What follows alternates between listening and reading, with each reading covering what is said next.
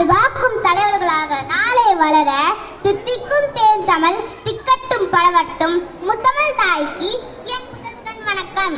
இங்கு கூடியிருக்கும் அவையோருக்கும் மற்றும் பெரியோருக்கும் என் அன்பு வணக்கத்தை தெரிவிக்கிறேன். என் பெயர் தன்சிகா. நான் பெருந்தலைவர் காமராஜர் மலைய மற்றும் தொடக்கப்பள்ளி 4ஆம் வகுப்பு படிக்கின்றேன். உலகத்திலே அழிவில்லா செல்வம் என்றால் அது கல்வி செல்வம்தான்.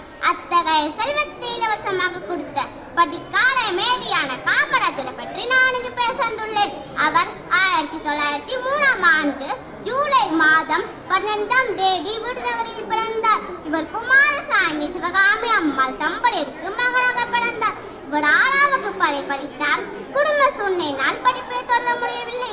ஆனாலும் கல்வி என்பது அனைவருக்கும் கிடைக்க வேண்டும் என்று தன்னலத்தில் மட்டும் ஆராயும் பள்ளிகளை திறந்து வைத்தார். சிறு வயதிலே தந்தையை படி கொடுத்த காமராஜர் பள்ளி படிப்பை தொடர முடியாமல் வறுமையில் வேலைக்கு சென்றார்.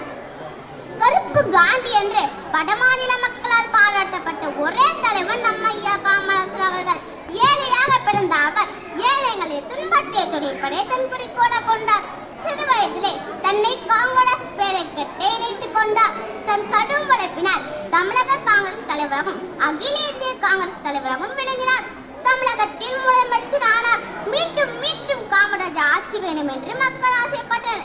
பதவிக்கு வந்ததும் பணப்பையை நிரப்பும் அரசியல்வாதிகளுக்கு மத்தியில் ஏழை பிள்ளைகளை இறப்பையை நிரப்பு வந்த ஐயா காமராஜர் மதிய திட்டம் ஆரவாரம் கொள்கிறது. அனைவருக்கும் இலவச கல்வி வழங்கினார். ஏழை மாணவர்களுக்கு இலவச உடை, உணவு, புத்தகங்கள் வழங்கினார்.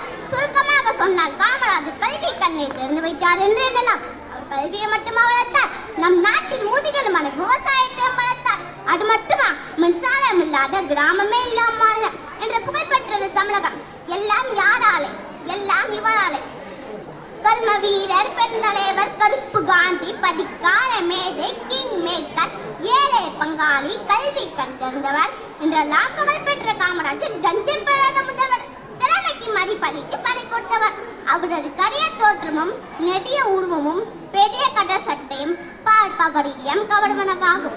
உண்மை தமிழர் இவரே என பெரியாரால் போற்றி பாராட்டப்பட்ட வீரர் ஐயா காமராஜர் அவர்கள். யாருக்கும் அஞ்சாதவர்.